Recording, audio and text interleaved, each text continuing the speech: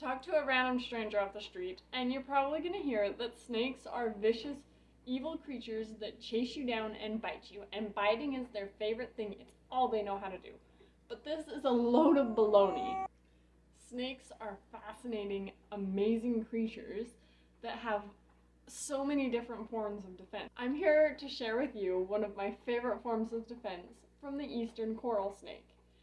I'm Katrina, and this is Skyline's Tales. Let's dive into it.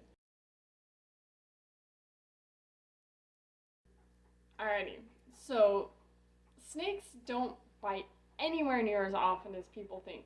They're going to use it as a last ditch effort if they have to, especially a venomous snake. If it's a front fang venomous snake, that venom is not for biting people. That's no, that venom is for hunting. They're going to use it to subdue their prey and gain their energy back.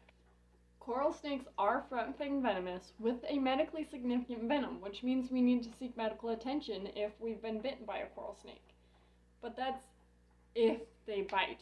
They're going to use biting as a last-ditch effort. They don't want to bite because their venom is expensive. Their first reaction to danger isn't going to be, oh no, I have to bite. They aren't going to waste it like that, and they aren't going to put themselves in that kind of danger. Their first response is going to be to run away. Fight or flight, right? It's little, it's going to choose flight. It's going to lose if it fights. So if you see them and you scare them, it's probably just going to slither for its life because it's terrified and it doesn't want to get hurt, and then it'll hide.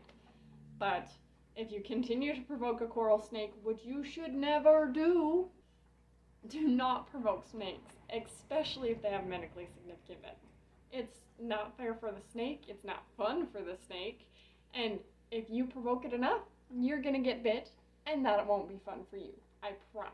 If the coral snake can't outrun this massive monster that's now tromping through its home and terrorizing everything, then it's going to turn to other defenses, which, by the way, you are the predator in its eyes, whether you want to be or not. Now, here's my favorite part. Curled in a ball, they'll lift their tail over their head to distract you from their head. So you'll go for the tail, not the head. That's one part of defense. And then they'll build up this small pocket of air and bend the latter part of their tail and express it in one short, violent blast.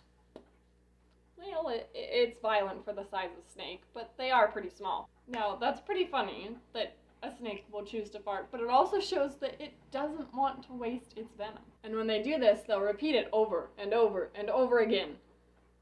So that's right. Coral snakes would rather fart on you than bite you.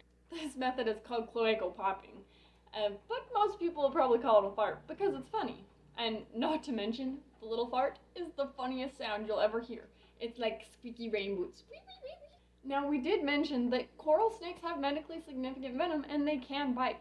The point when they bite is when the pretty human that's after the shiny, brightly colored danger noodle continues to mess with the snake over and over. It's ran for its life, it's farted, but if you continue to persist and you corner it, that is when the snake will bite, if it bites, because it still may not bite at that point. Their venom is expensive. Everything in the animal kingdom costs something. Most of the time, it costs energy. There is a lot of energy and nutrients that go into creating venom, and it's valuable. They can't waste it on some big, dumb, oafy predator that's marching through the forest. Instead, they have to save it for their food. It's a cost-benefit analysis. They're going to use their valuable venom to get even more valuable food and continue to restore that energy and to get bigger and stronger and to have what they need. If they waste their venom on something else, it's just lost. That's why they only ever use it as a last resort venom. Most people are bit if they're trying to move, hold, or kill a snake. Snake venom is expensive. Everything that a snake does and makes costs energy. Energy is a snake's form of currency. It's got to spend it to move, it's got to spend it to keep warm, it's got to spend it to make venom. It's got to spend it to constrict things, if it's a constrictor rather than a venomous snake. They make venom to subdue prey. That's what they use it for, it's what they spend it on.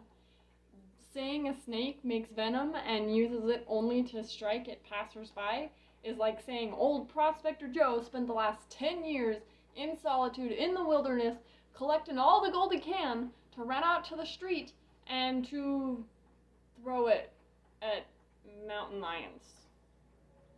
Why? There's absolutely no point to it. Prospector Joe is going to save all the gold he just spent so much time collecting, and he's going to go buy food, buy a house, buy a farm. He's going to improve his life.